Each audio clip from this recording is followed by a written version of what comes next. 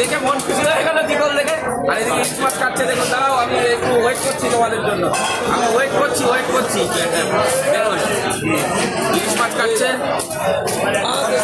এ কোথাকার ইলিশ? এখনো আসছে। ও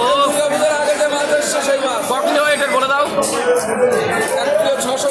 1 কিলো 600 গ্রামের ইলিশ। দেখুন জবরদস্ত ইলিশ।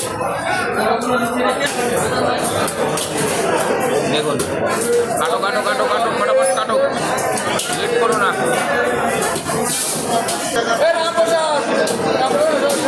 কাটো কাটো। দেখুন এখানে আবার একটা বড় ঢাকা পেটি না করলে হয়। দেখুন এত সুন্দর ইলিশ।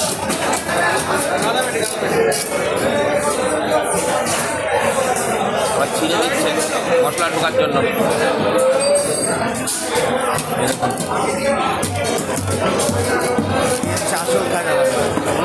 এই হচ্ছে পেটি, জবরদস্ত লাগবে খেতে, জবরদস্ত।